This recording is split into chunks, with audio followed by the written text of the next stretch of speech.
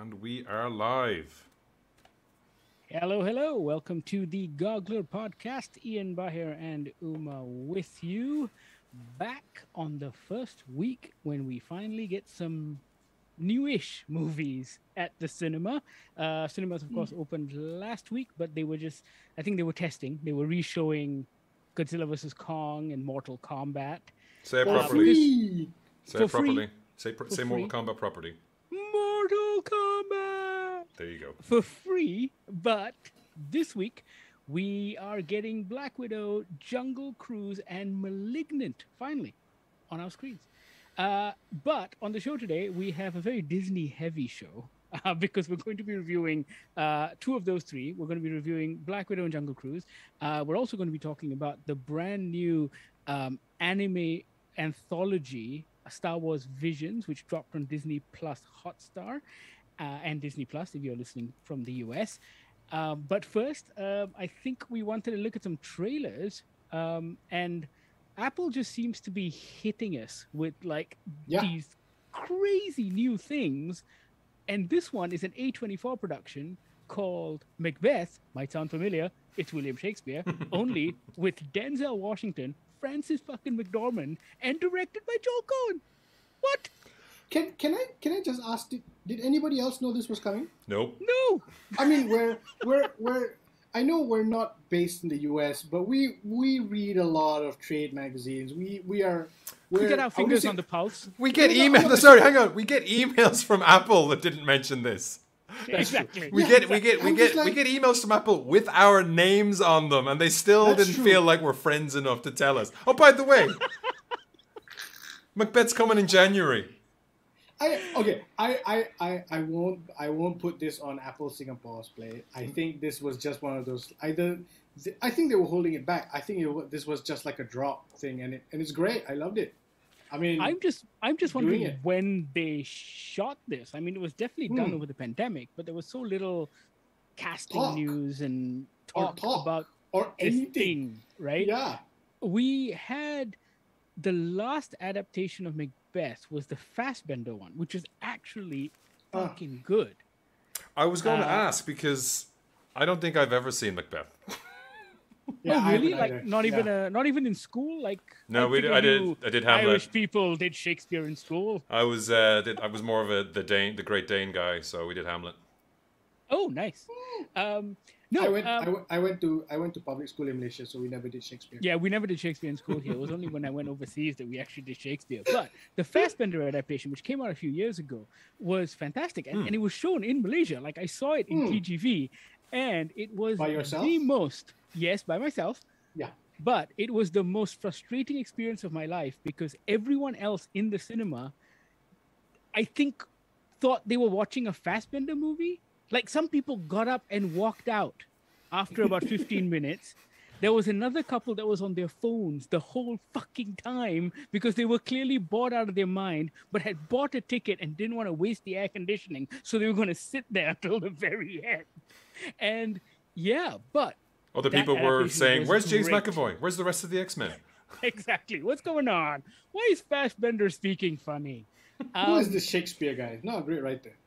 And yeah, no, that adaptation was very good. It was very authentic and true to the original play. And this one feels like they're speaking Shakespeare in English as well. It's not been modernized in any way. They didn't really say. I mean, that doesn't really, I mean, just from the one line of Something Wicked This Way Comes. Yeah, because it's mostly just Denzel walking towards the camera, like looking cool, like in armor. And best supporting smoke goes to Macbeth. Like it looks like they're doing a stagey play. Like it looks like it's going to be stagey in an interesting way, in a That's how they pandemic shot this way. in the pandemic, man. Yeah. Yeah, That's not smoke. That's just clouds of disinfectant. And the reason, and the only way they could keep it secret was that Joel Cohen did everything. It looks like it as well because he played. Yeah, it's written and directed, right? Well, I think there's some nods to some Shakespeare guy. Aren't they also usually the editors, but they use a different name? Yeah, on their films, and then the Academy gets pissed off when they get nominated. But that's when it's the Coen brothers they switch. But this is Joel. There's no Ethan on this at all, right? It's just him. Yeah. Dissension in the Coen ranks. It's a disagreement with the Brotherhood. Yeah, ever since last Thanksgiving, it's a nightmare. I do like. I saw this tweet. I couldn't help but bring it up that Shakespeare was 457 years old when he sold his first A24 feature. Never give up. That's pretty good. That's very good. Yeah. That's very good. That's good. Yeah. No, I was going to ask you guys, like, what do you look for in a like every famous actor at some point will do a Shakespeare adaptation, right? And for me, it's an interesting thing because unlike other adaptations of books or theater, with Shakespeare, I kind of look for authenticity, especially if they're doing the classic English and all of that stuff. And I like it when they stay true to the text because I think every actor brings his own interpretation to that classic text. So if you watch Ian McKellen play a role and then you watch Patrick Stewart play the same role, even though they're working with the exact same text, it is a completely different performance, and it is pretty awesome to watch. And I think there's something about stage plays and especially Shakespeare pieces where you are looking for an interpretation by an actor. You know, you don't want him to just say the lines as written. And also, you don't want to fuck around with the language, lah.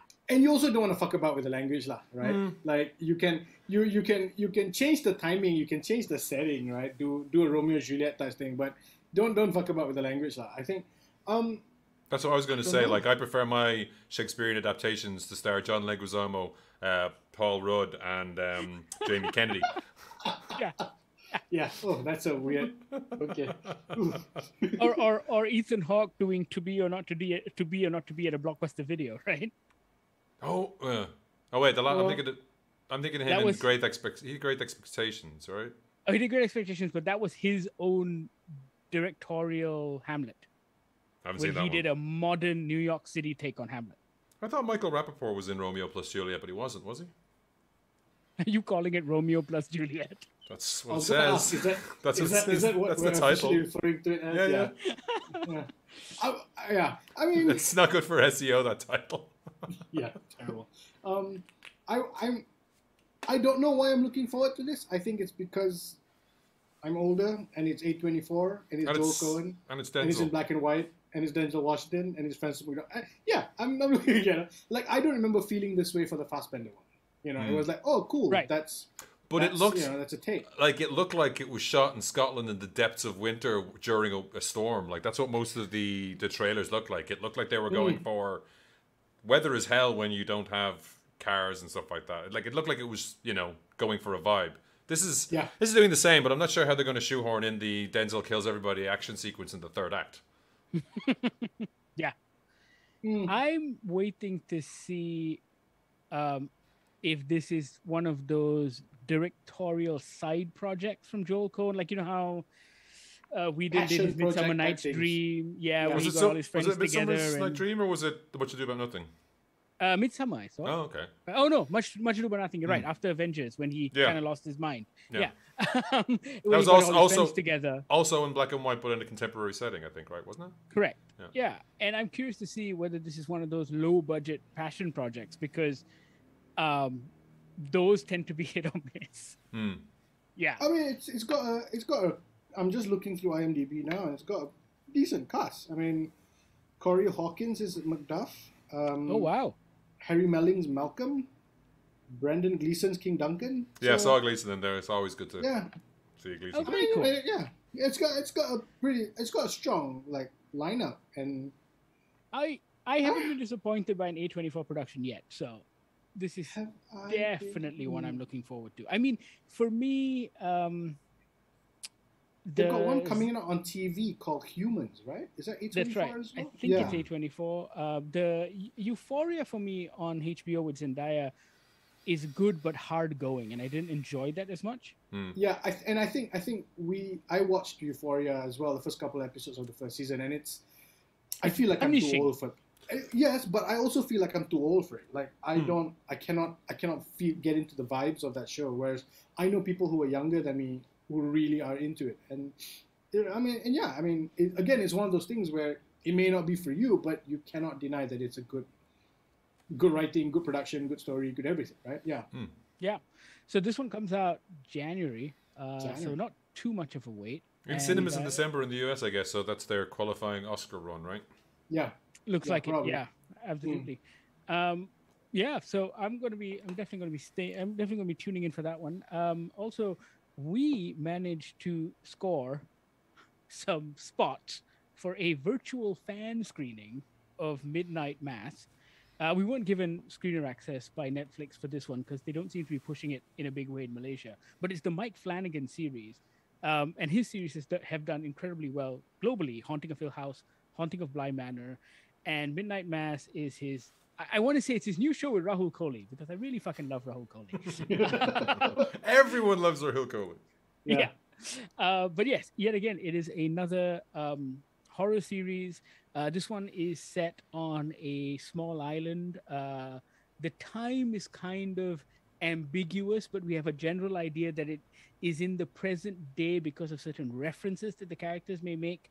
And essentially, it's this isolated island where the citizens have some deep-seated divisions that get amplified with the arrival of a new priest and, I guess, the prodigal son of the town who was sent to prison for some as yet unknown reason because we've only seen 2 episodes. Yeah, but it's drunk driving. He did some drunk driving and somebody died by the looks of things. That's what seems to be established. That's what it looks like. And from the first 2 episodes, I have to say that I am completely all in and invested. Yeah. And I don't know about you guys, but when you're watching the screening, right? Because this is one of those virtual screenings, so they don't split the episodes up, and there's no time code, and it just plays. Yeah. And I have to say, I didn't notice the time fly at all. I was when certain things were happening because I was looking at my watch and I was thinking, wait, what time did this start? It started at 9, so it's 10:20 now. We're into the second episode, so because during that second episode there were numerous fades to black that were like, oh, is it the end? Is it done yet? Yeah. Is it done? No, not is it done yet? It's like, oh, cool, that's an awesome mic drop to have there, and it's like, oh no, wait, there's more. I was like, this could be another like awesome mic drop if it was like, Netflix of 5 years ago. This is where it would have ended. It's like, oh no, we're going to keep more. There's more to Mike. There's more awesome. Well, they're mic drops, as in they're MIKE. They're Mike Flanagan drops. Mike bracket Flanagan drops. But the other thing that we should say is that it's a slightly different experience from normal because we couldn't pause. Yeah, you're on board. I had to take my laptop with me to the toilet. Oh, gross. Thanks for sharing. Whatever. You've done it. No, I haven't. No. This is a clean baby. No. There's a perch for it. No. Oh God. But what was very, I guess, exciting for me as a fan of Mike Flanagan, I mean, Ian, did you like Dr. Sleep? Like, I remember really liking Dr. Sleep. No. I thought that Dr. Sleep was one of those adaptations of Stephen King work that exposed the weaknesses in Stephen King's writing when you reduce them to a single line elevator pitch, which is it's psychics versus vampires, the road trip. And the movie made it feel Horror like that. X-Men, right? Yeah. Yeah, whereas the movie made it feel. I mean, even the amazing Rebecca Ferguson couldn't save that. It was just the jump scares were. There was some interesting ideas, but it wasn't like the flying scene, the flying psychic scene, all that kind of stuff. That's like, these are cool. They don't feel like they belong with the rest of the movie. The guy who's playing Scatman Crothers' character is kind of cool as well, but it just was too long. It was long, right? It was very long, and I think for me with Dr. Sleep, it felt like he was trying to blend genres. Yeah. Because by the end of the movie, it really feels like a superhero origin story. Yeah. Right. And It's Justice League Dark. Oh, exactly. That's exactly what it is.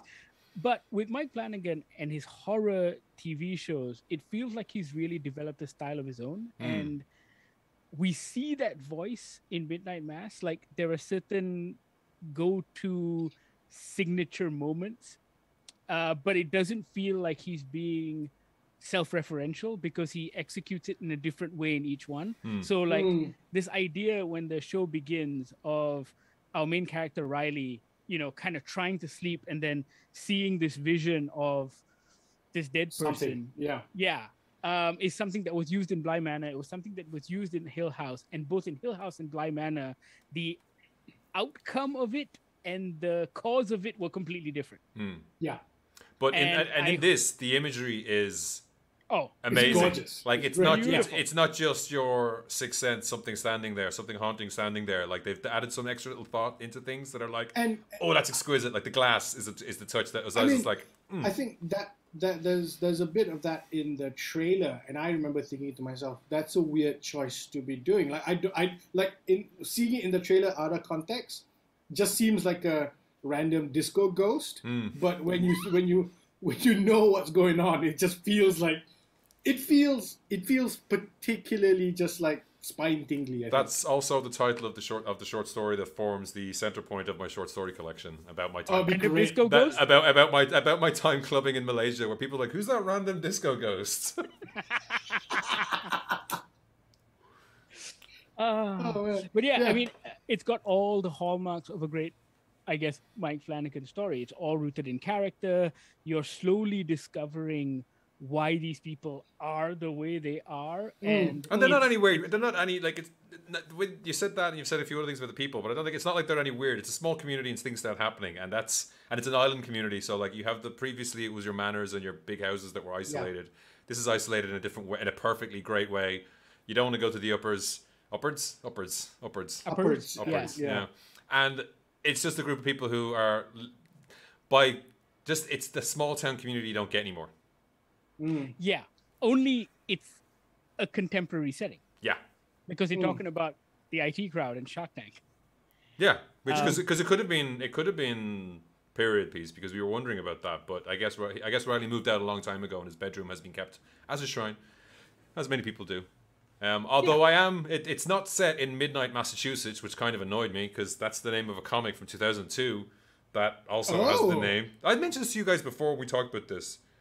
It was a Vertigo comic by John Rossum. Jimmy Palmiotti did some of the work. Famous occult experts and monster hunters, Adam and Julia Cadmon, who live in the town of Midnight, Massachusetts. It's about and so far after 2 episodes. Although, what was the other show that you guys basically sat through mass on? There was some other show where you'd essentially been subjected to a full mass. The Exorcist. Oh, was it The Exorcist? I think it was The Exorcist. Yeah, I think between that and this, you've definitely seen like 1.5 times a full mass now at this point. Really? Oh, probably. I think so. Huh. Yeah, I mean, Cool. there's a lot of mass in this. Some good mass, but there's no midnight mass so far. It's all daytime mass. I just want to say that's the title of my review of Midnight Mass. A Muslim man walks into Midnight Mass. That's the title. Yeah. That in itself is click-worthy. Yeah. Hey. Yeah. But after 2 episodes, already, when I guess when I talk about the characters being the way they are, there's always in the Mike Flanagan shows, they feel like ordinary people, and they talk like ordinary people. But there's always something behind those eyes. Whether it's sinister or not, we don't know yet. Oh, but that's, Oma, this is the thing you've forgotten over the past 2 years of lockdown. Ordinary people are all sorts of fucked up. That's just people. There's something behind the eyes. Yeah. And what Mike Flanagan does is I feel he underwrites all of this very well. So when we open the episode and we see or we hear a one-sided conversation between the mum and Riley, who's about to get out of prison. This is like the first 3 minutes of the show.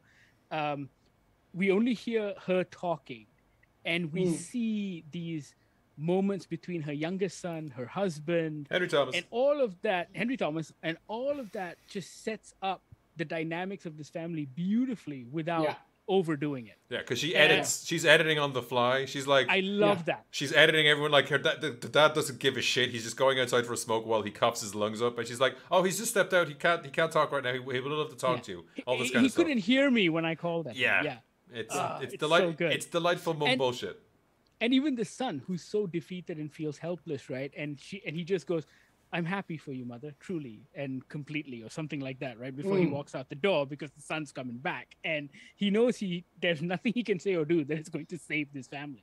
But it doesn't feel like there's any malice from the younger brother. Not at all. He's glad the elder brother's coming back, but at the same time, he knows the weight off of the mother's shoulders at that point, I think, in some ways, right? Also, he's a teenager. He just wants to get loaded and have fun. That's true. There's always that. Yeah.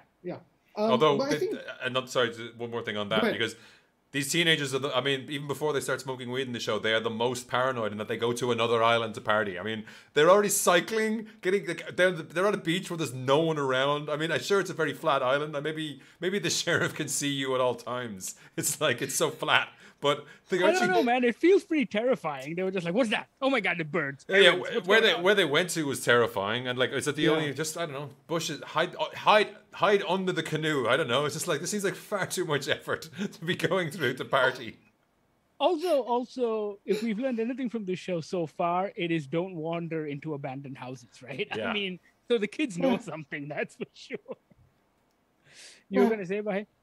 No, I was going to say that a lot of a lot of what you were saying, Umar, about how you don't, it's being, Mike Flanagan underwrites the characters. I think a lot of that weight is also carried by the actors that he brings back, because yeah, for sure, a Mike Flanagan joint's got essentially the same, a lot of the same actors that he pulls back, right? It feels like a Wes Anderson thing, and I think that there's a. So, like Henry Thomas has got a sort of haunting, defeated thing already about him, just in general. He barely says anything. He doesn't have to do a thing, and he's just perfect, right? Like, because I keep going back to that. Best supporting moustache. Oh, absolutely, yeah. I keep going back to Hill House when he's that father that is almost at his wit's end trying to save his family, right? And then he plays the flip of that in Bly Manor, where he's the absent father who's trying to run away from his problems. And here he's got that weight behind his eyes, and I think it goes across the board. I think Rahul Kohli feels like he's got something he's hiding.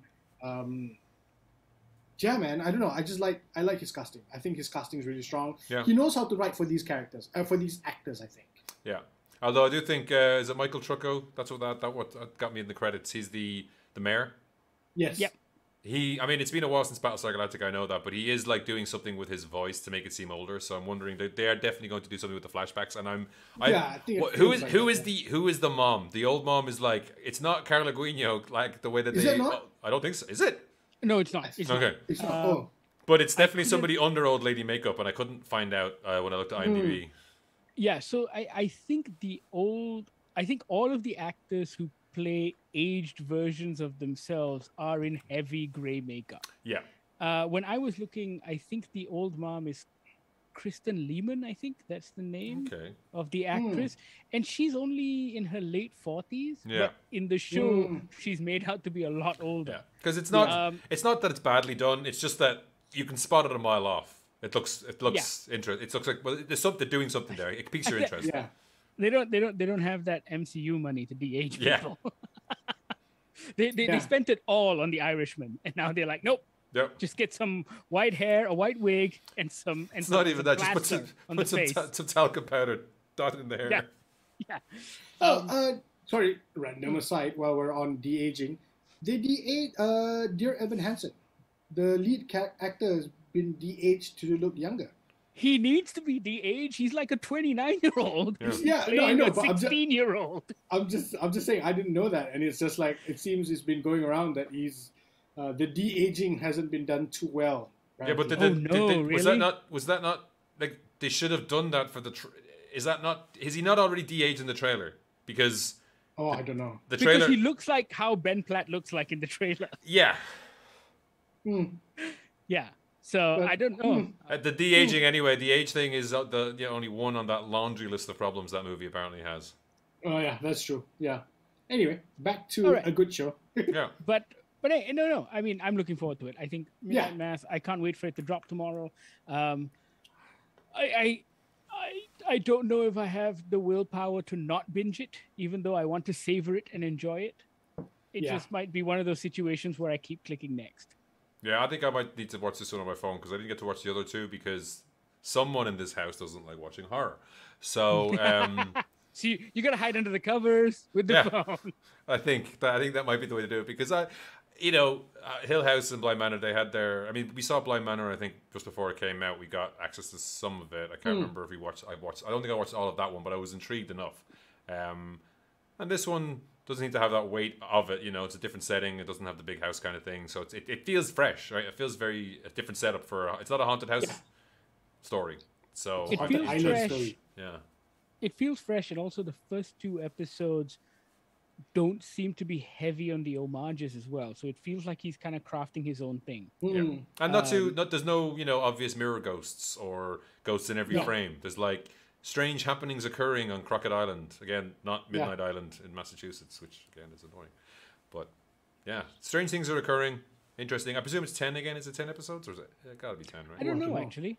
I think they usually tend to be 10. So unless it's a shorter season. But he's apparently been working on this for ages, and I think it's been rejected many, many, many times until he made his mark and then Netflix came along and went, "Hey, you want to do that thing you've been working on for a decade?" Apparently, IMDb says 7.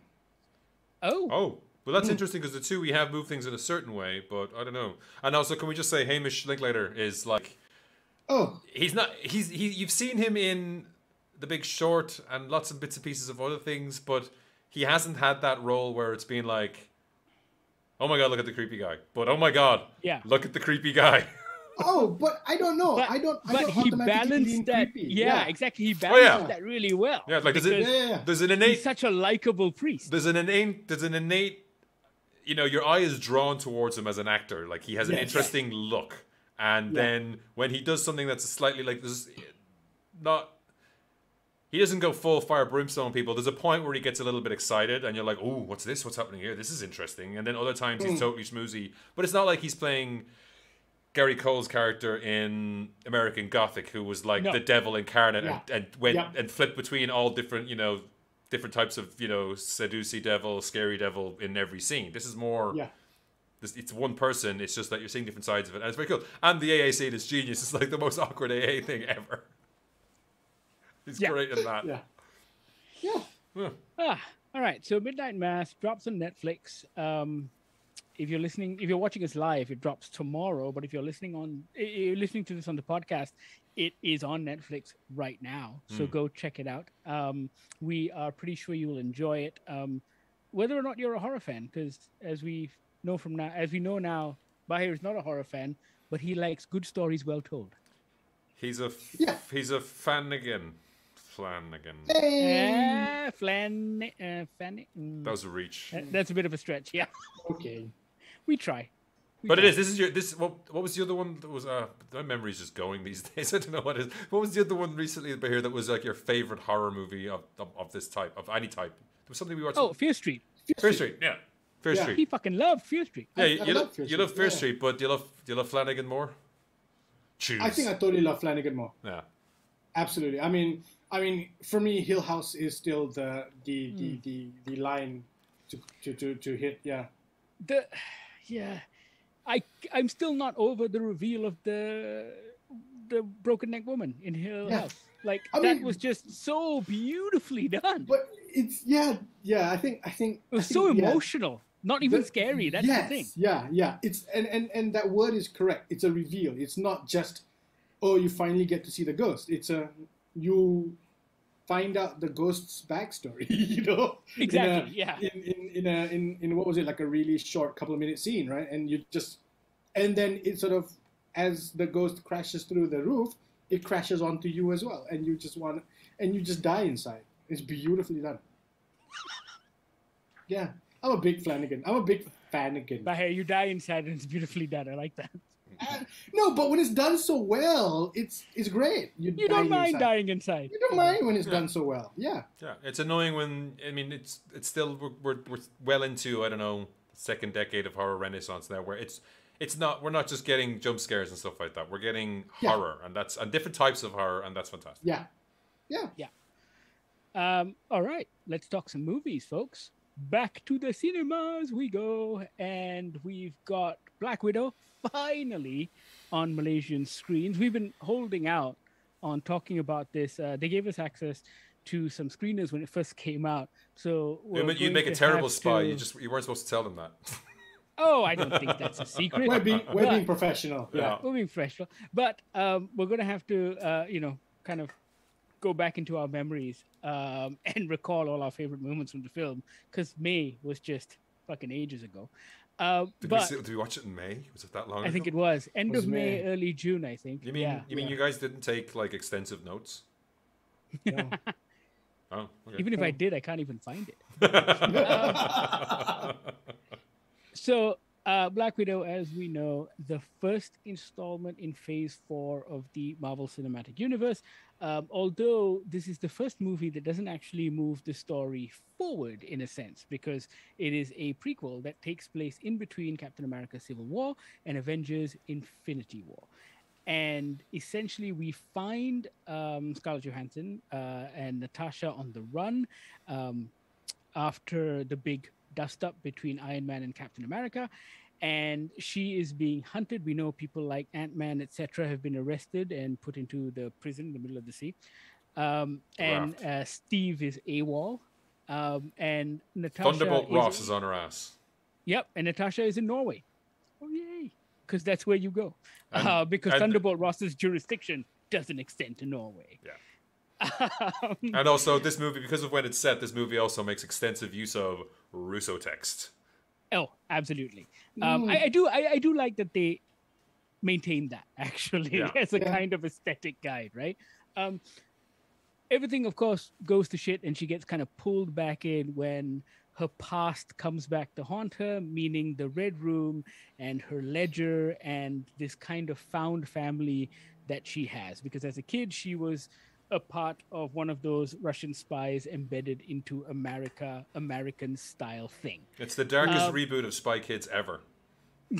Oh, I did not see that. God. Oh, yeah, now I'm just thinking about Spy Kids where they remove their uterus. But yeah. Weird. Anyway. Don't go there. Yeah. So, I have to say that for me, Black Widow feels like the most dispensable Marvel film. But that's not a bad thing necessarily, because you can actually watch this and there is little to no consequence to what happens in the rest of the Marvel universe, except maybe for a post-credit scene. And Which, I like to be fair, being is able... also kind of dispensable. Which is quite dispensable. But I have to say, I enjoyed watching this one-off thing because, like all Marvel movies, it was very well crafted. Kate Shortland, the director, kind of makes it feel like a cross between Bourne and Bond. There are all these massive Moonraker-esque set pieces, but at the same time, the opening credits feels like it should have Matt Damon in it. I was looking. I honestly did take notes on my phone at the time because we had the screeners and we watched it not in full-on laptop open mode. So there is a note here that I couldn't figure out what it's for, but it does say Moonraker. Oh yeah, okay. It just says Moonraker. Oh no, wait! It's because she's watching Moonraker. On TV. Oh yes, that's right. That's right. With Roger Moore. And so, yeah, I thought it was a very well-made movie, and all of the set, like, it really fucking moves. And that I watched it again at the press screening in IMAX, and that final set piece, which is set in the Red Room, is just amazing. There's some aerial action there. Like, we haven't seen aerial action that good since like Iron Man 3, and all of it looks incredibly impressive. So yeah, I mean, it is what it is. It's an MCU movie that's executed really well. I think my only complaint is I don't think it really moves the needle much. Yeah. This is like, it's weird. It's like they go out of their way not to acknowledge the fact that she's dead and like this is a prequel. This is like, right? This is like the, what do you call it? This is contractual obligation, the movie. We said we'd give her a movie. We're giving her a movie. Yeah. You started this off by saying it's the kicks off Phase 4. The ties are nothing. It's like it introduces Florence Pugh, which apparently who will have more of a role to come based upon the post-credits teaser, which we won't spoil for people who haven't seen it. But I was expecting something of like, oh, child, in days gone by there was a spy who was legendary amongst us all. Some framing device. Right. There's nothing like that. There's no tie-in at all to her. There's not like Clint Barton telling his kids the tale of the Black Widow. Even that would give it a little bit more weight, because she had loads of adventures like this. What makes this one stand out? It introduced the world to her sister. That's about it, right?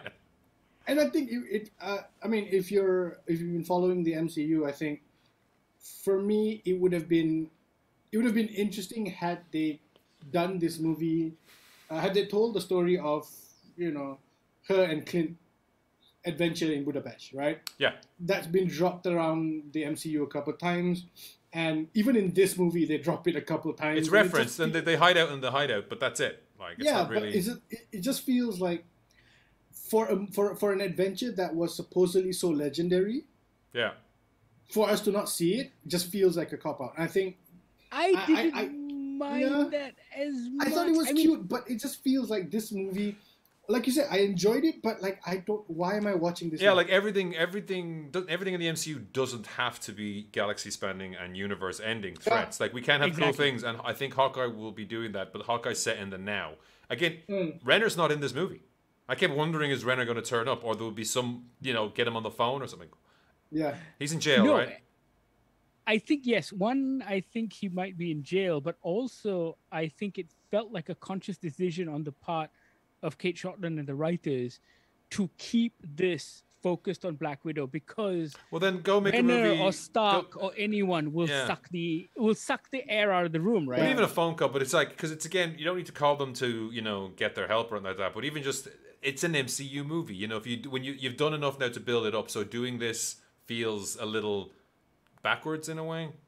Yeah, I mean, they explain that away with this idea that the Avengers are broken up and she has no one, right? So in a sense, it feels like her rediscovering this fact that she needs to fix her family, not just let them go. And that seems to be the overarching theme of the film, whether it's Florence Pugh and Rachel Weisz and David Harbour, or her her other found family of the Avengers. I think for me, had this come out after Civil War, had it come out in the correct timeline, I would have enjoyed it. I think you're absolutely right. Yeah. Jumping backwards, what was it now? Was it 4 years, 5 years, 6 years? Just feels like, why are we doing this now? Because all it turns the movie into is vest origins. Yeah. Like, exactly. I of all the threads that they could literally threads as in storytelling and threads as in clothing that they could tie into the MCU, nobody was asking for the story of Black Widow's jacket in Infinity War, right? No one was wondering that this is a thing. And I think you're right. It feels like it's got so many pockets. Yeah. No, but it feels like you would not believe. It feels like the most tenuous relationship, because it's not. She didn't draw any attention to the jacket in the movie later. Yeah, it just feels like. I mean, I was wondering more where her eyebrows went. Yeah. She's no eyebrows in Infinity War. They seem to have, when she dyed her hair, she seemed to have burned her eyebrows off somehow. That's what happens when you leave it on too long. But getting to the casting of it, I was like, Florence Pugh is great. I do love the fact that she seems to be basing her accent around Dexter's Laboratory. Like, she is like, oh no, or Moose and Squirrel, what are you doing? Like, everyone is doing that. I really enjoyed the fact that, like, all these international spies cannot hide their accents when talking to each other. I mean, even Ray Winston as the villain, I would think it would make sense to say, like, you know, he's made a life for himself as a Russian oligarch, but he owns a football club maybe or something. So as a result, he's a geezer. You know what I mean? Like, that's his cover, and he stays in it. Because when he does this accent, he doesn't do this accent for the whole movie. For a start, he veers in and out near the end of the climax, where he just is like choking on lines. He's like, "Oh, I will kill you, monster. I mean, I will kill your monster." You know, he's it's a weird choice. I don't even know if it's a choice anymore. I think it's just become this weird cinematic shorthand that everyone has to do if they're not speaking Russian and using subtitles. No. And so it feels like the go-to accent, irrespective of the character you're playing. And I think, you know, for me, there is that... Because Scarlett Johansson does not do it. No. She's like, no, it's in my contract. I'm not doing dodgy fucking Russian accent. After the third movie, I did like a Natasha, and that's about it. Yeah. But I think, you know, that's explained away by the fact that, you know, she's been in America for so long, and she's a spy, and she can switch seamlessly. But to be fair, that's the whole family, right? It's supposed to be, that's exactly what Rachel Weisz and David Harbour are supposed to be doing as well. Yeah. I thought the casting of all of those characters were absolutely fantastic. I Yeah. loved their dynamic together. They seemed like they were Yeah. having a tremendous amount of fun, and all of that kind of felt real. That bit when they were sitting around the dinner table, when they finally reunite and they're having this chat and bickering like a family, all of that felt incredibly natural, and I was Yeah. very into that. But it's like you said, Ian, there are so many good things here that feel wasted because of timing.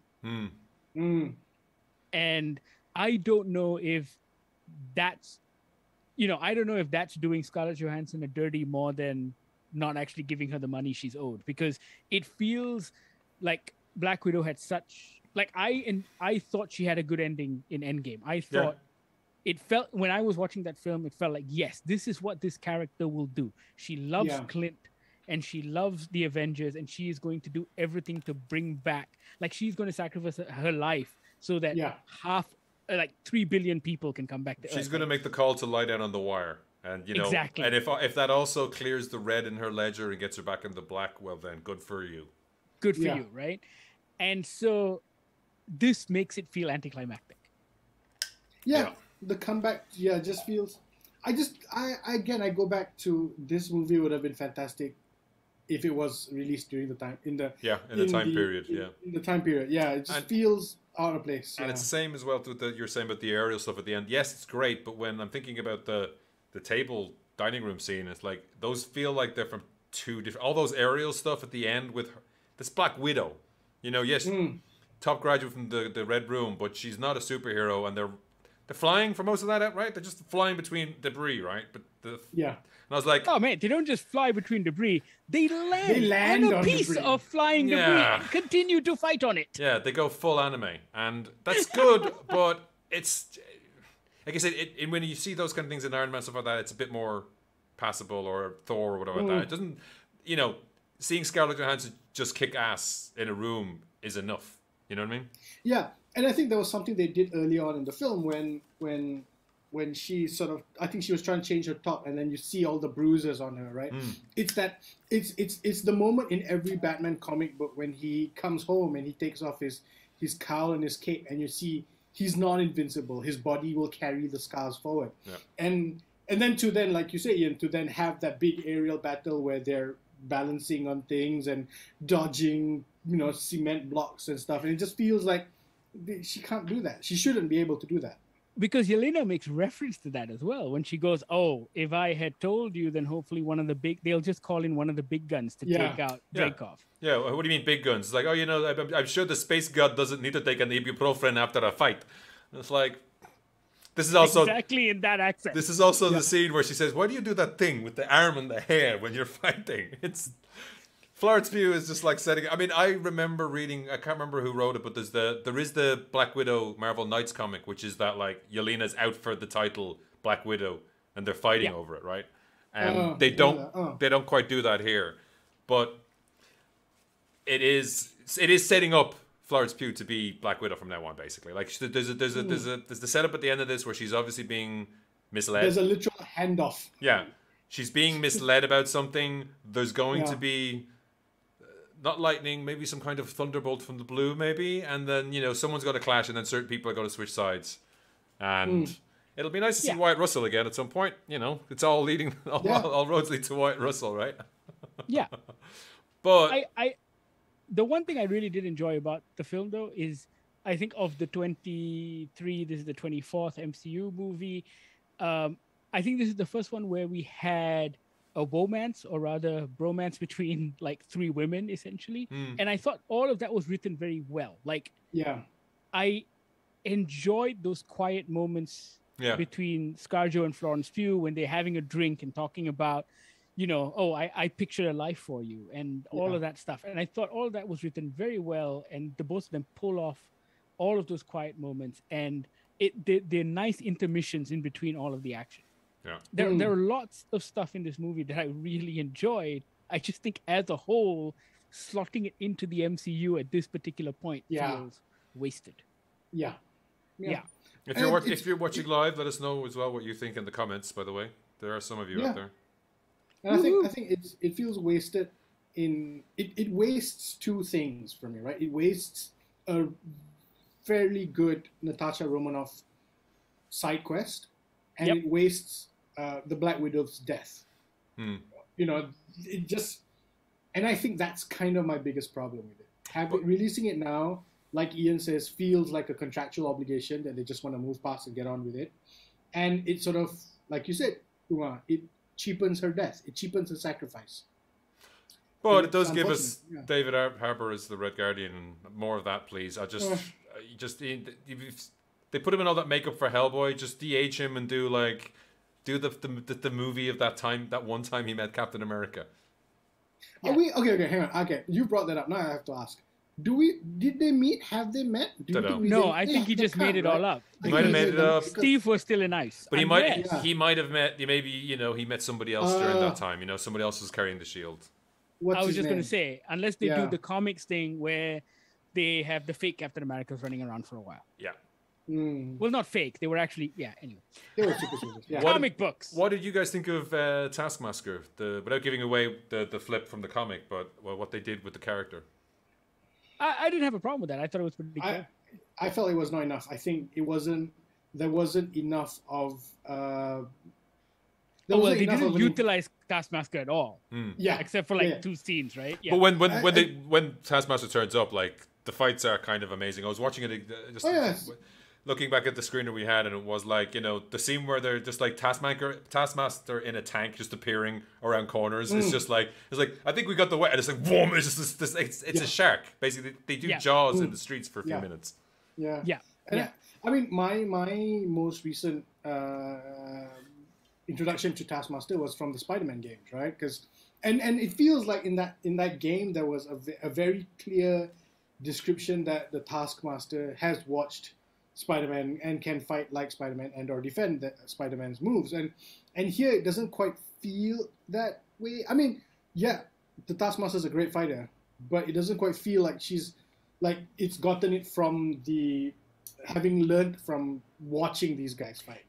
And I think it's because in the comics, if you put Taskmaster against any superhero, because Spider-Man's skills are very different from Captain America's, from Iron Man's, and over here it's just very highly skilled fighters. So you don't necessarily see the extent of Taskmaster's skill, right? They do say that you can learn anything. That there's a point where the Taskmaster is fighting Black Widow, and they're doing the same moves. They're mirroring, right?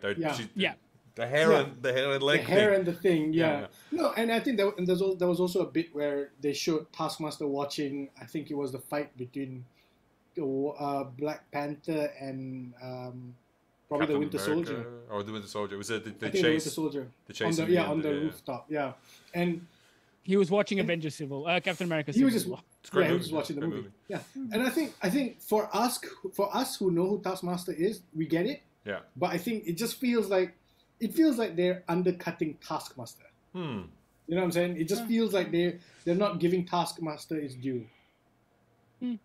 So just to go back to what we were saying about Budapest.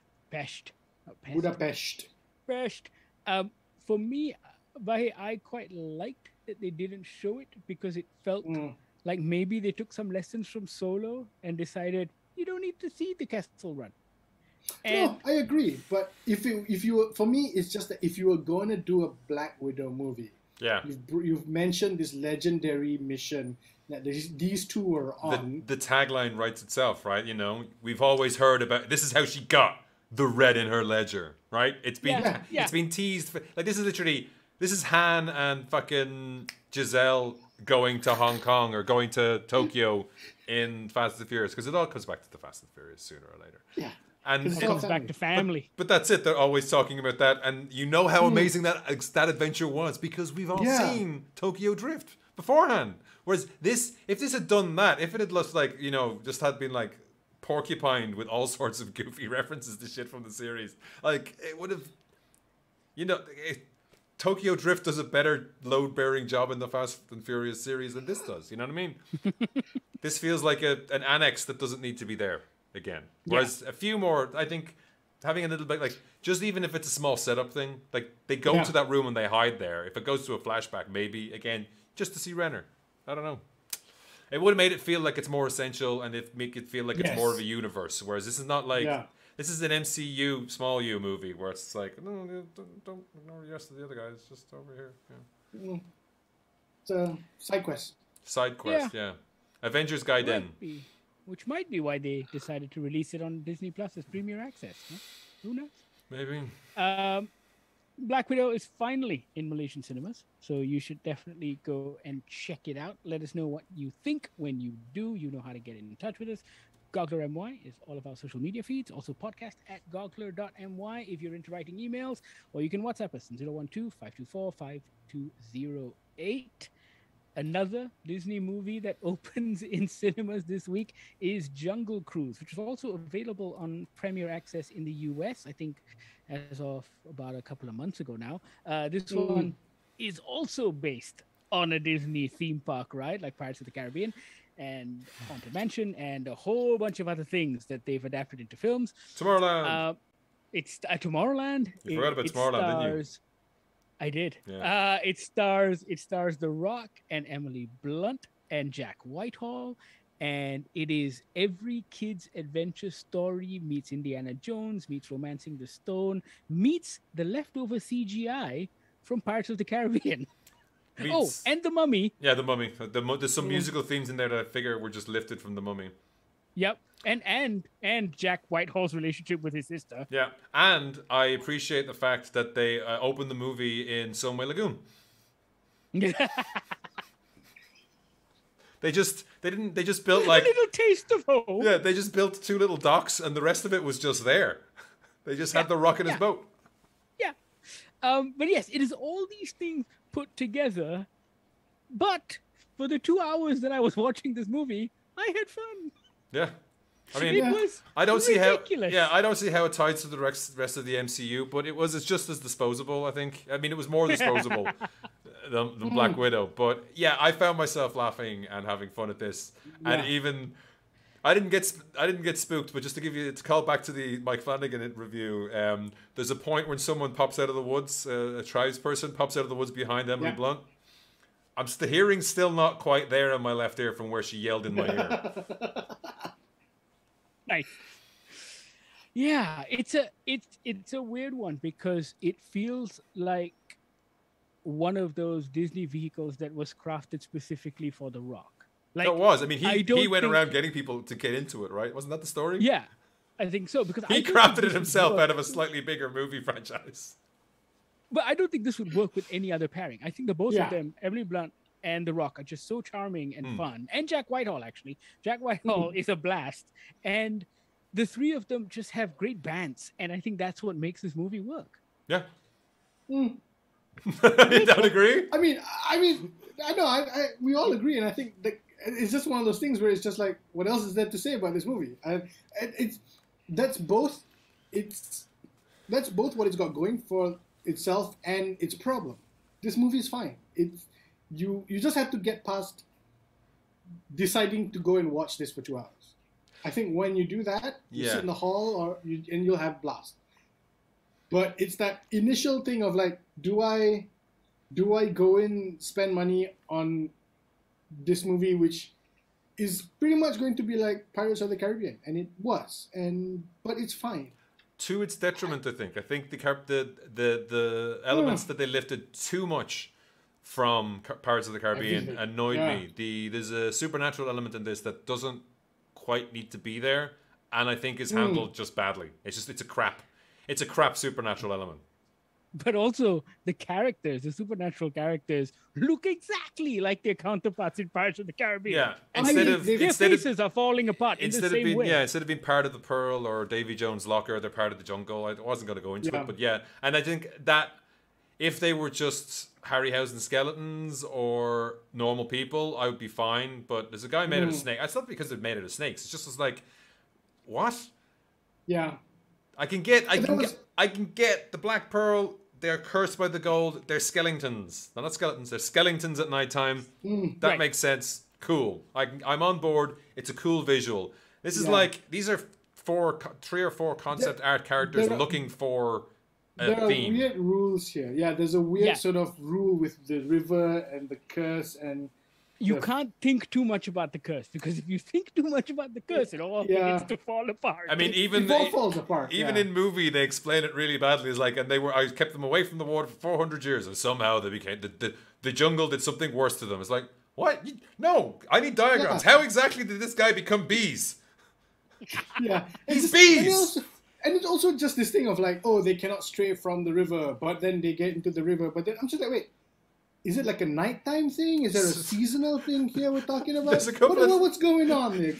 Is there a booklet I can read? Also, is it Lady Hawk? What's happening? Also, the river doesn't pull them back. It's the jungle. The jungle's like the jungle is the bouncer for the river, I believe. But like sometimes it's not paying attention because they get quite far, and then it's like, "Hey, hang on, you lot, get back here!" Exactly. Yeah, it's just like, is it like 3 kilometers, or is it like a 7?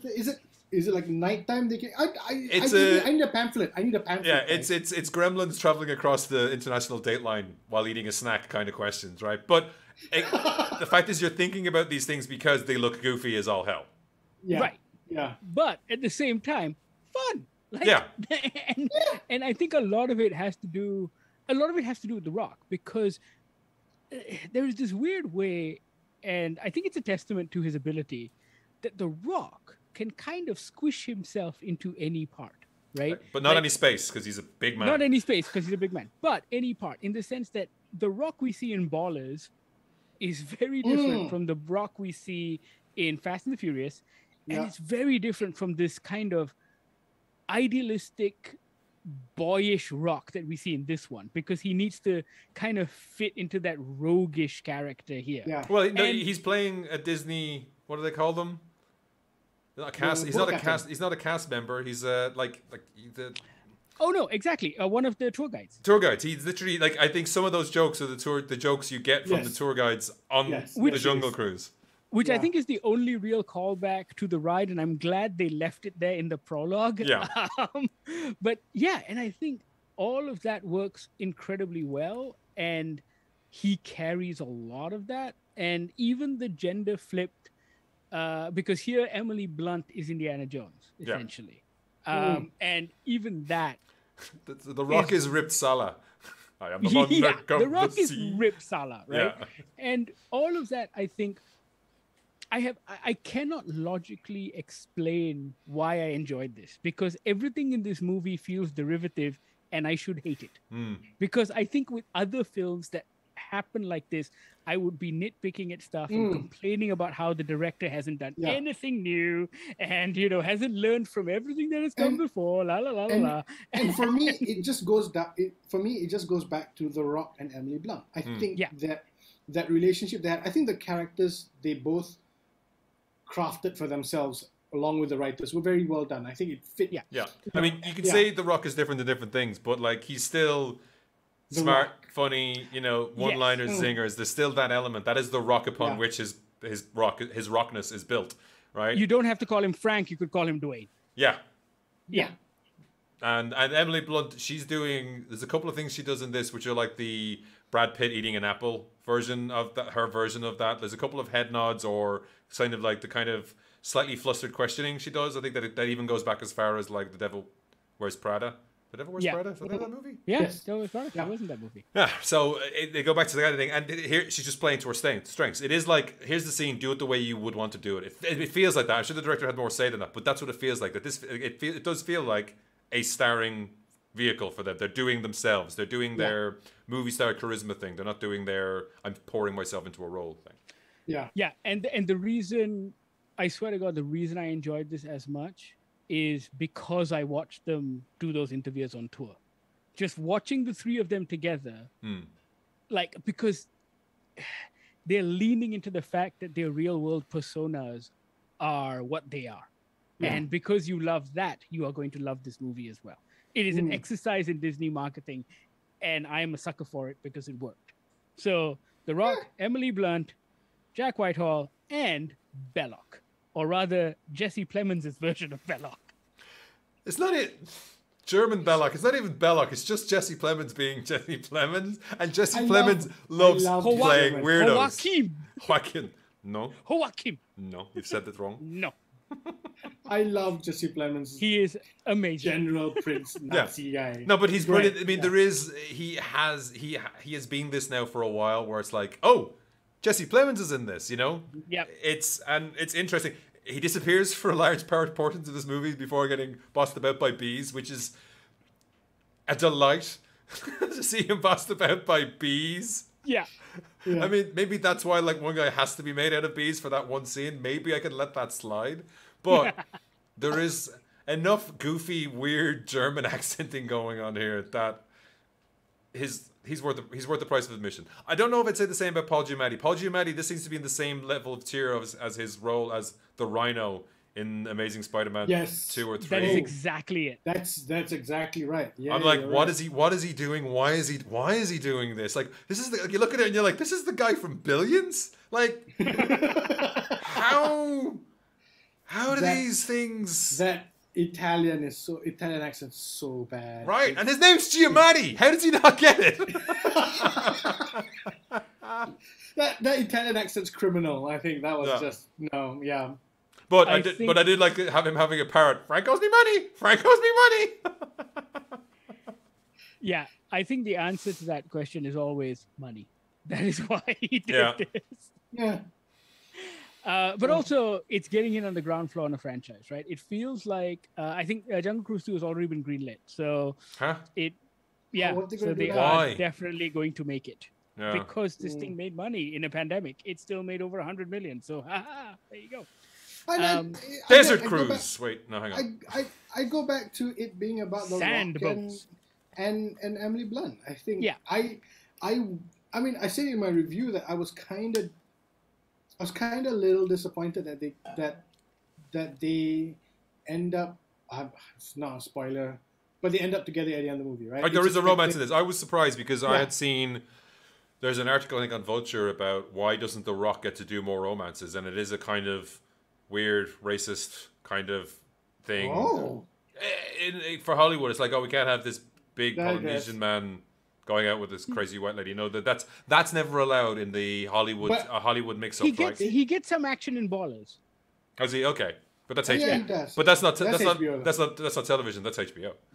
Hey. Also in this one, it's an English woman, so it's okay. Yeah. Yeah. Also, it's all very chaste. It is, and that's the point. Like, right? I mean, maybe I was just thinking this is Romancing the Stone, right? Exactly. I mean, and maybe they'll go that for the Jewel of the Nile. Maybe I wasn't wrong. Maybe I wasn't far off with that flippant Desert Cruise comment. Maybe it will be the Jewel of the Nile. But I don't need a sequel to this. I don't. There's certain points with the CG is a bit flaky. There's some stuff with I want to call him Jax Hawksmoor, but he's a member of the Authority. He's not an actor. Jack Whitehall. There's points where they're walking on the boat. It does look weirdly fake. I don't think they should put. I didn't like the fact that the ending is just purple, just all of it. It felt like they were running. It felt like they were running out of ideas within this movie, as opposed to in a later sequel. That would worry me for a sequel. I don't know if the pandemic affected the way the Jaguar looked, because that was Proxima weird. Looked a little dodgy at times. At times, but it fight scene. It ended up working a lot better than I thought it was at other points. Something that just baffled me continually was the use of Metallica's "Nothing Else Matters." Yeah, that was odd. Oh, that was an odd choice. The movie opens with, they never break. I mean, they never get into the song. They never. Like I thought they were going to play it during the flashback to the villain's origin because he has to get this thing for his daughter because nothing else matters. But like, is that? I can't remember, but it feels like the orchestral version of it is. But even the original song, someone who listened to it, I guess, too much as a teenager, not always at my own choice. Like I recognize it. I immediately started setting off that. What is this? Wait, what is this? I know what this is. What is this? This is weird. Why is this Jungle Cruise giving me flashbacks to 1992? What the fuck's going on here? I wasn't even in a children's movie. I wasn't even in Disneyland. What the hell? And then it's like they never get to the chorus. It's a very odd choice on top of those other odd choices. So Like I was expecting a jaunty Riverboat Queen theme, which I want to watch Riverboat theme now with the person who screams in my ear during certain key scenes to see what she thinks of that. But yeah,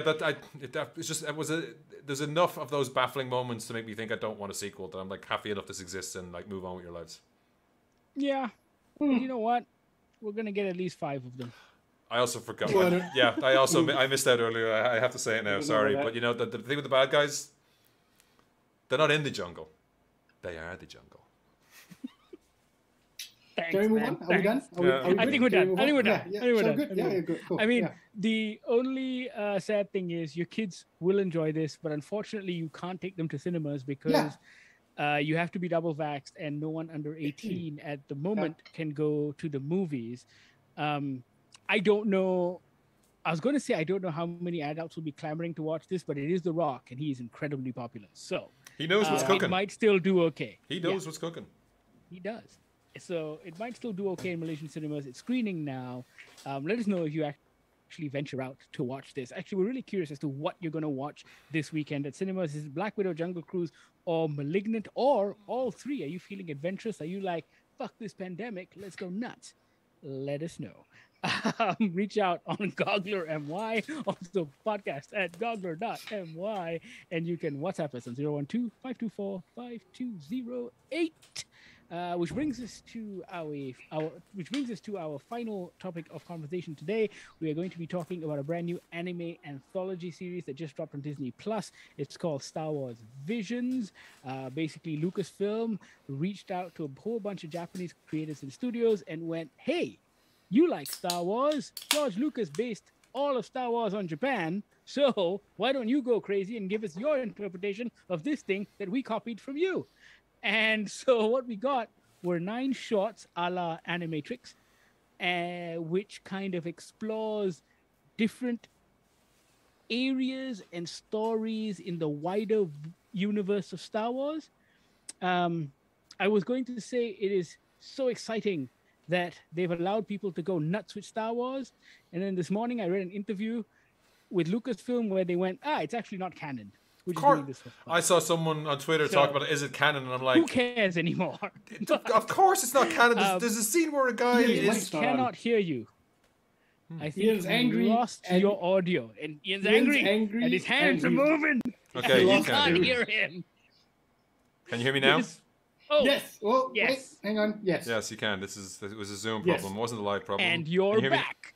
I can hear myself. That's goddamn it. Yes, Zoom problem. It was a Zoom problem. It wasn't a live problem. Oh, I hate the echoes. But you know, someone this morning was talking about that, and I didn't know they hadn't seen the show yet. So I was saying to them, no, of course, the show where someone stands on the outside of their X-wing and uses the hyperdrive to push their lightsaber through something. That's totally canon. It's so amazing. It is, and I think that's why it's not like telling untold stories. It's not even like when you talk about what the G canon, the legends, all the different levels of canon. This is like it's not fan wank, but it is like cover versions. It's taking Star Wars tropes and iconography and then playing with them. It's dress up. But it's the best kind of fanfic. Yeah. Yeah, and you know what? I mean, so in that sense, it's different from the Animatrix. I watched the Animatrix again over the weekend, and yeah, the Animatrix was quite cunning in the sense that the Wachowskis knew there were 5 years between the first 2 movies, and so they kind of got they wrote 4 of those, and they got other people to write the rest, and they kind of thought, okay, let's fill in the blanks, let's give the audience what they want, let's flesh out this world. Star Wars doesn't need to flesh out their world. There are thousands of books and films and TV shows. They got to cut some of the flesh, actually. They got to cut it out. But I think, like, for me, this is one of the best things I've seen come out of the Star Wars universe in decades. Like, I love The Mandalorian and I love Bad Batch, and I think it's really fantastic what they're doing. But this one genuinely felt like new and exciting and fresh. Like, seeing people do different things with lightsabers and seeing new looking droids and different looking ships from what we're used to. All of that felt like what Star Wars was to me, like how it was different from Star Trek. Those aliens look different. That ship is fucking cool. Yeah, like this felt so cool. Man, I was just I think our speaker droid has blown out his fanboy circuits. Yeah, I was like, ah! I was fucking Anton Ego eating that ratatouille, man. I was sitting there. That is what I was. I was sitting there at the end of the first fucking episode, going, woo-hoo-hoo. And instead of going back to like him as a kid eating ratatouille, it's you going back to Anakin Skywalker, going, "Now this is pod racing." No. Oh man. Yeah, I thought it was all right. I'm with Ian. I mean, there were some really good episodes and some episodes that were just too anime for me. Yeah, but you don't like anime. I know, that's what I'm saying. Like, no, yeah. Like I think I got off to a wrong foot with the first one because I didn't quite like the scratchiness of the animation, the duel. Oh, okay. Okay.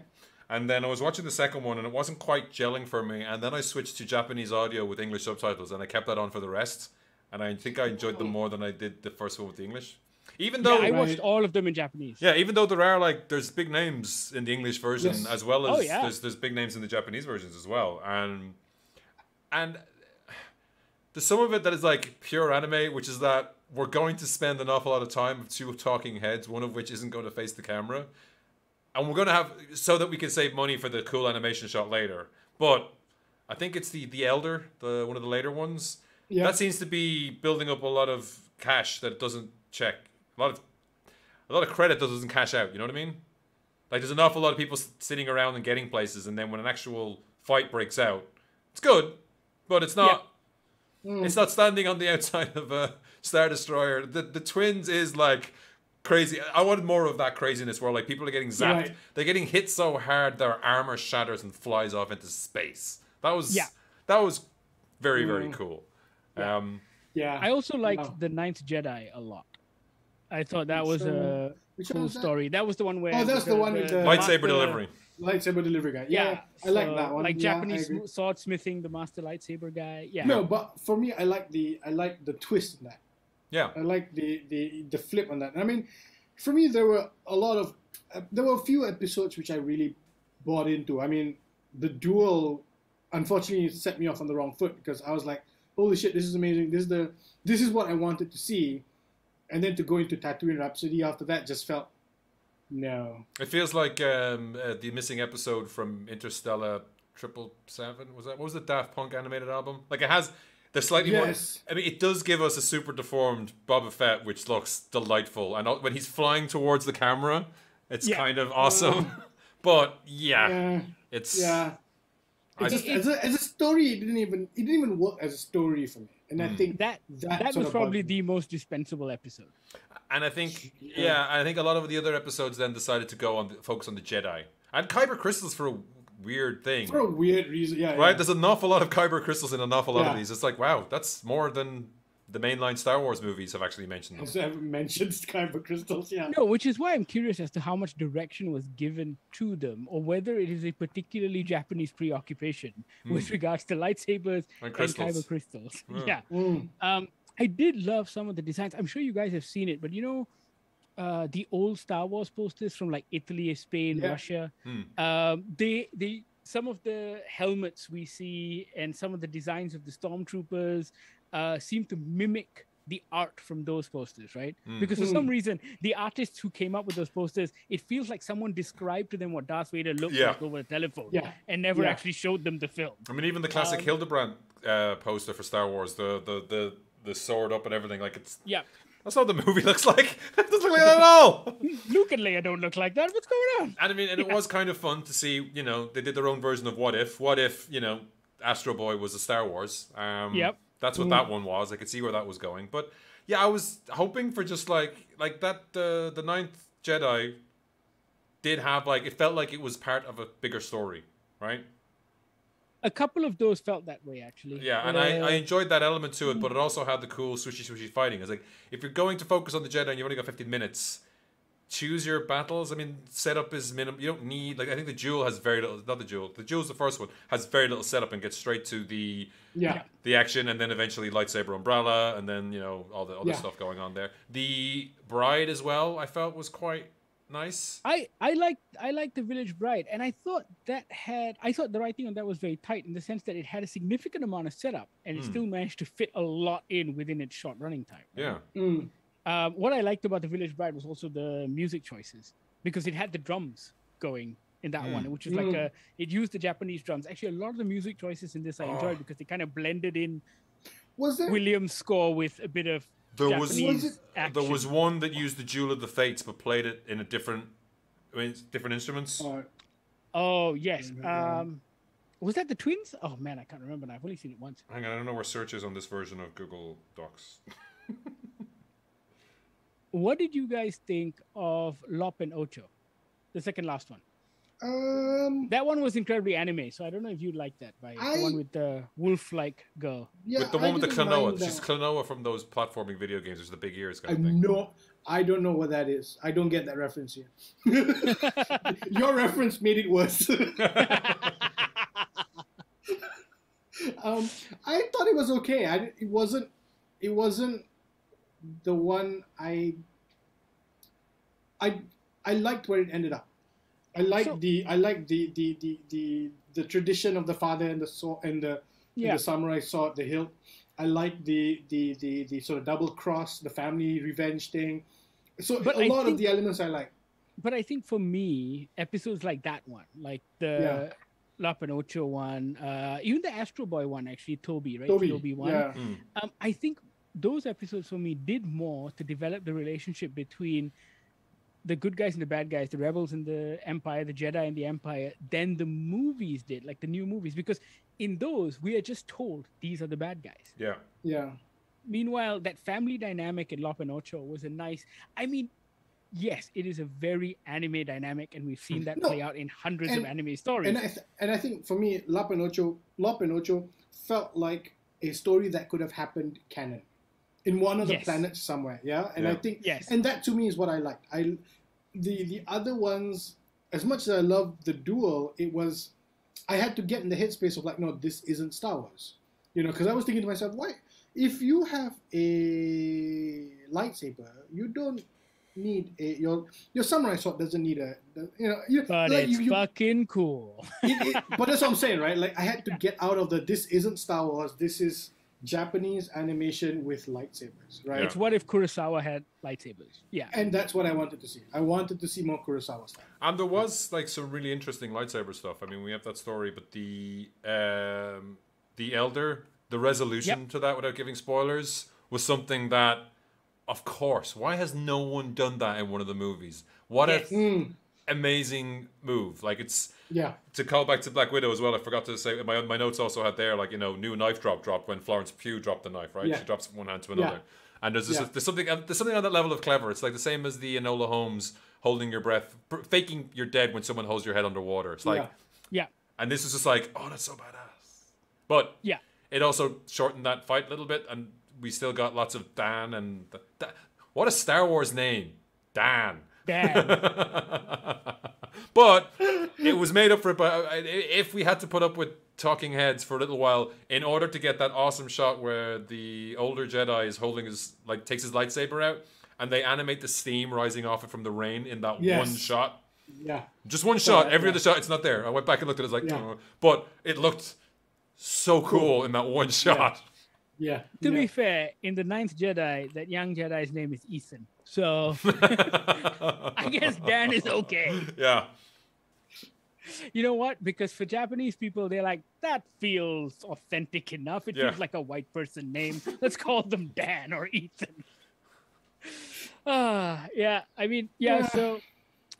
just going back to the whole canon thing, I think it really doesn't matter what they say, because canon is what they feel like at any given time.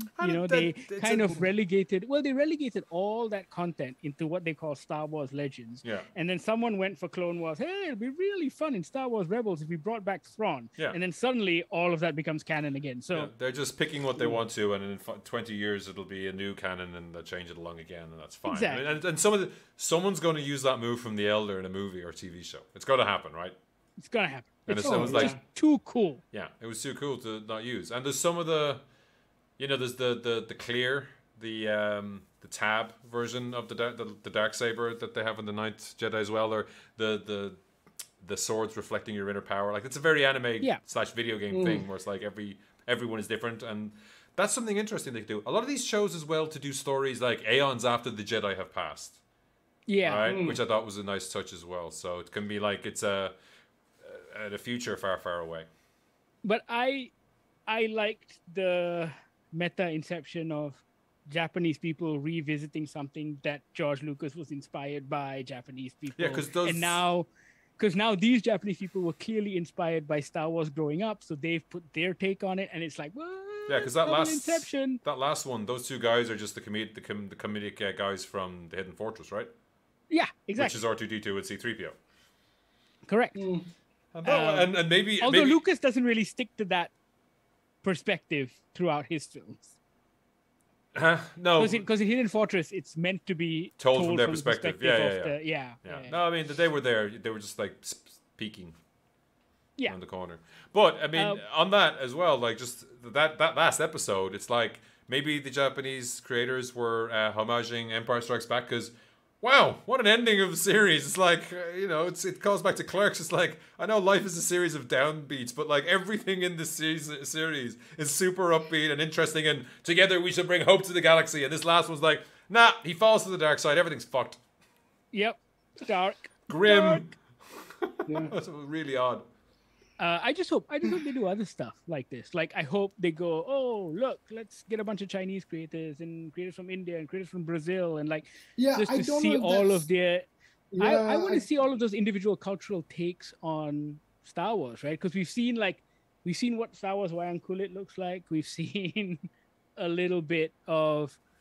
I mean, the Japanese thing is the no-brainer because the Force is based on Bushido stuff, and like. But even within that. Rooted, that, like, even the designs in Lop and Ocho, where there's like the Jedi logos in the background, and you see the Rebellion logo on the wall, but it's like a swan instead of the normal shape thing it is. Yeah.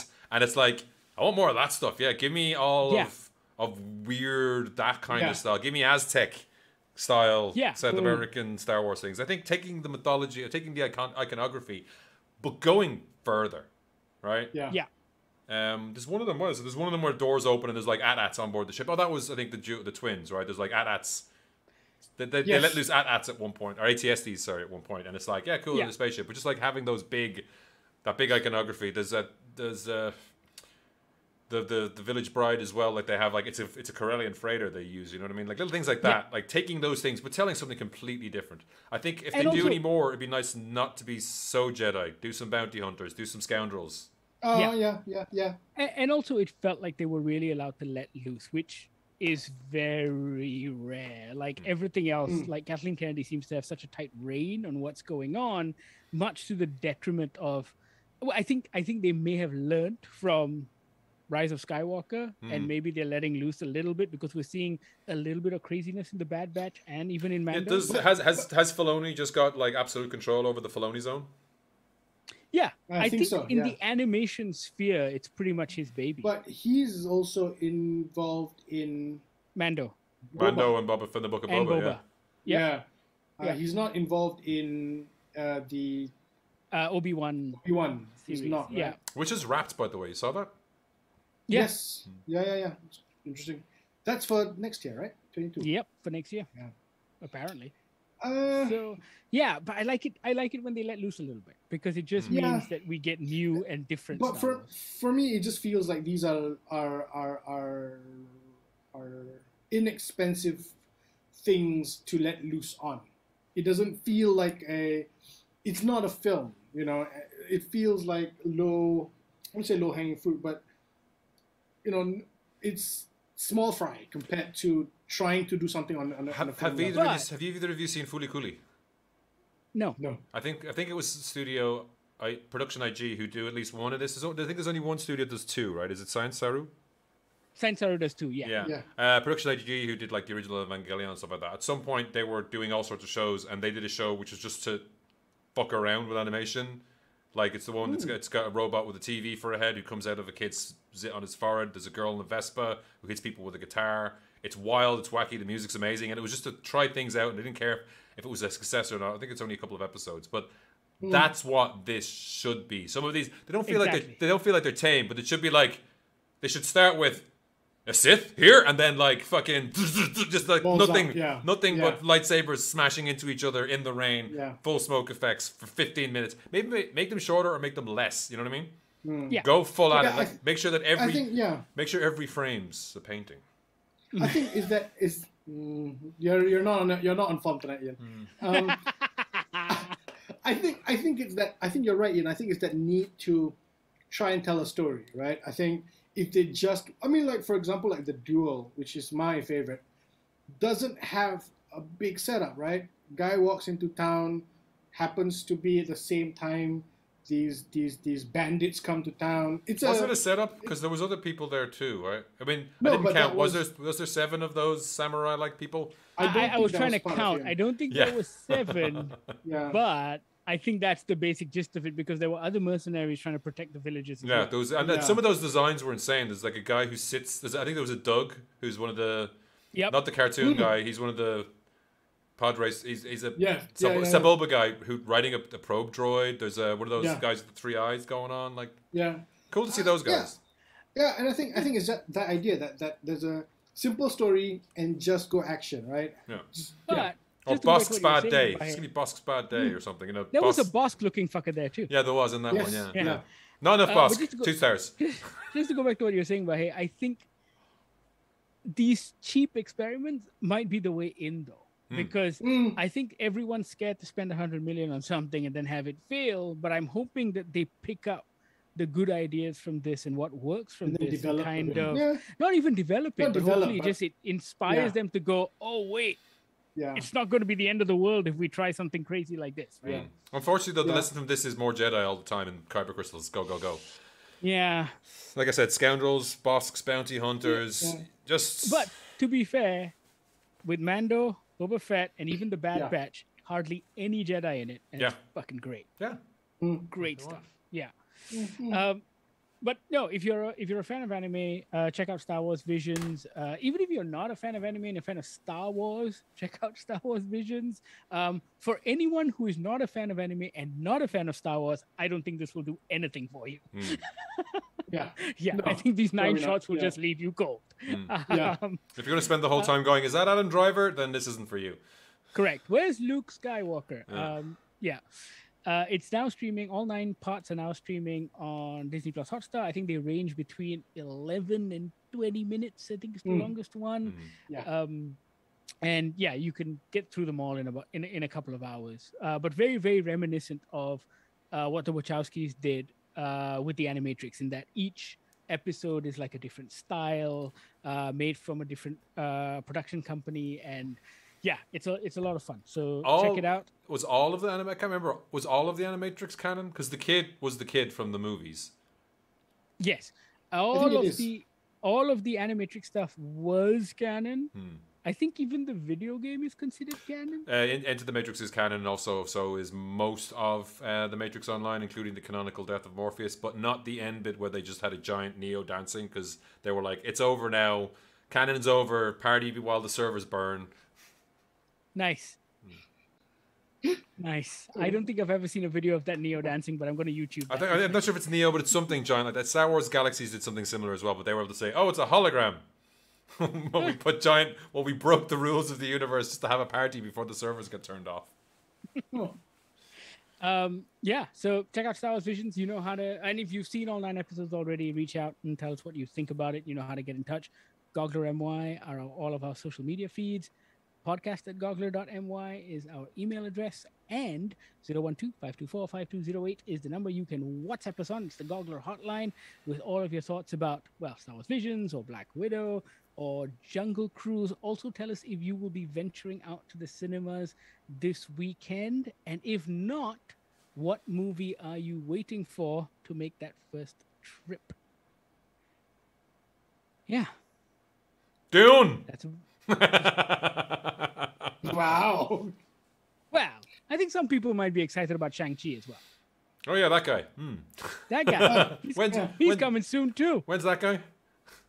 That guy is in October. I want to say October Yeah. 7th. Oh, okay. It's before Dune. It's before Dune. Also, if you're listening to this, here's a little sneak peek thing. With regards to Shang-Chi, the first week of Shang-Chi is the only time you get to watch it on IMAX. Oh. So they only were able to get, Disney Malaysia were only able to get the IMAX halls for the first week of Shang-Chi. So if you're going to go out and watch Shang-Chi, you want to catch it on IMAX, it's the first week only. After that, it's Dune. I think after that is Bond. Actually, it's Bond. So Bond is giving up IMAX for a week, and then I think going back to IMAX before Dune gets released. I thought trying to figure out what was streaming and what was on Premiere and what was not coming to HBO Max until later was complicated. Yeah, I mean, it kind of makes sense because I think Bond is the first movie that we're getting in Malaysia that is before the US, same time as the rest of the UK, and isn't pirated. So I think they're trying to make a big deal out of that one. I know, but I don't. Have you seen any Bond movies in IMAX? Yes, I think I saw Spectre. I saw Spectre in IMAX. Mm. The last one I did see in IMAX, although I don't know if it was shot for IMAX, but I remember watching it in IMAX. Yeah, this one's got a lot of action scenes that were shot on IMAX. And old phones. All right, that brings us to the end of another exciting episode of the Goggler Podcast. Thank you so much for listening. You've been listening to the Goggler Podcast. You said listening twice.